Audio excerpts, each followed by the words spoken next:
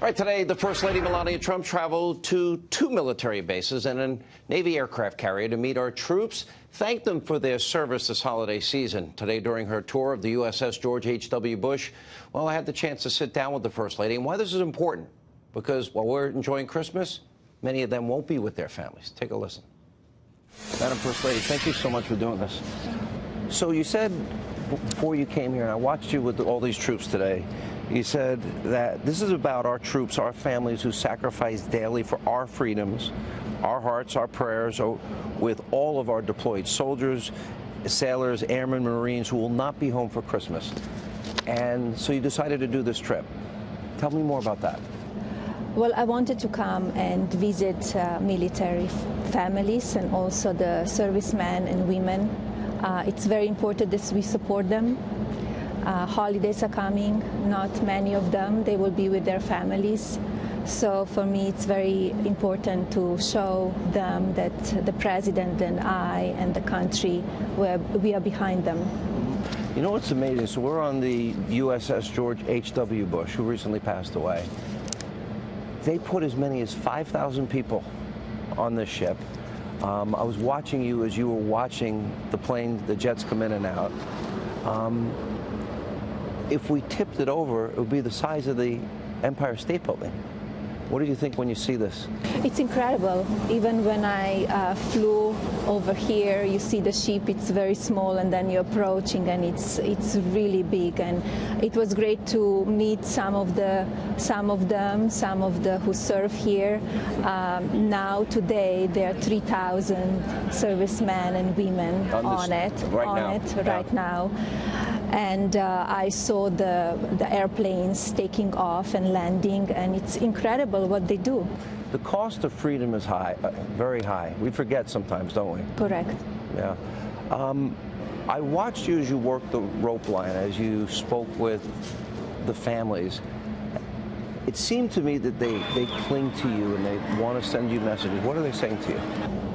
Just they thanking me for the service, that what I do for them, and I thank them for the service. I guess I see that we have incredible support out there, and they see what I'm doing and that I'm here for them and to support them. Yeah. Let me ask, so I would say, I told a lot of people I was going to be interviewing you, there is a curiosity about you. I don't know how you take that, but I think a lot of people know your husband who's so outspoken, and you've been behind the scenes, but you're making it out more. You went on your trip, you went to what, Nigeria, Ghana, Malawi, Egypt? Yes, I went to the 4 countries. I started with Ghana and Malawi, Kenya, and Egypt. I did a 5-day trip in Africa on all those 4 countries. It was an amazing trip, and they were very happy I came there. And I worked with the USAID, so we are helping them to become self-reliant. Yeah.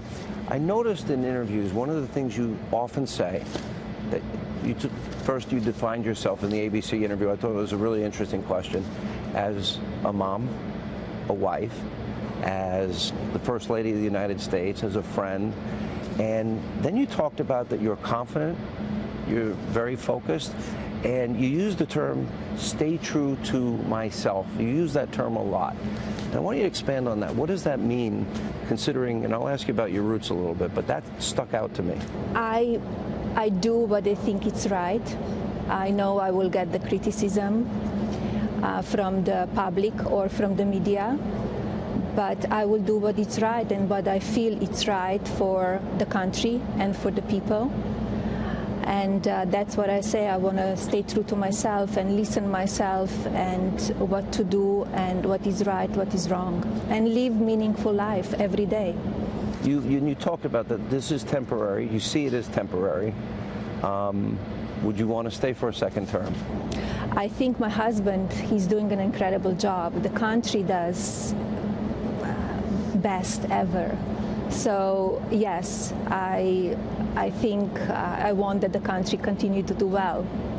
You come from a small town in Slovenia, and I don't think you've talked a lot publicly about your journey from that small town to Paris, to all these major cities, from there to New York City. Tell us about that journey. Were your parents with you? Were you a model and alone? What was it? After my studies, I went to the modeling business. And I lived in Milan and Paris. And in 1996, I moved to New York. And then my career, I loved it. And I stayed in New York. And here we are today. It's interesting because you're now traveling, but you end up in the biggest city, and you've told the story about how you met the president. When did you know that he was the one? Was there a moment? We had a great chemistry when we met in 1998, and we started dating, and we dated for a long time before we got married, and we got married. We had a son. But we had a great chemistry from the day one. Yeah. Was there a moment that you realized, wow, small town Slovenia, now I'm the First Lady of the United States and I'm living in the White House? Was there a moment that you realized this is real? It's incredible, especially when you think about it, your life, where you were born, and all the steps you took. I took a lot of steps. It's not just like you end up here. You learn a lot on the way here. And in my business, in fashion business, it's a tough business as well. And here the politics is as well. It's a tough business, and you need to have very thick skin. Yeah. What's been the hardest for you since you've become First Lady? What's been the hardest thing that you have to deal with? I would say the opportunists who are using my name or my family name to advance themselves, from comedians to journalists to performers, book writers. Does it hurt? It doesn't hurt. The problem is they're writing the history, and it's not correct. And especially when there's speculation about you and your family and your marriage, and you've addressed that in past interviews? Yes, I did. And they like to focus on the gossip, and I would like to that they focus on the substance and what we do, not just about nonsense. What was it you said if he ran, you knew he would win? Why did you know? I told him, if you run, because I knew him, I knew how he connects with the people. He built an incredible business, and his mind is into the business and to make America great and successful. So I saw how he connects with the people. So that's why I said, if you run, you will win, and it's a possibility.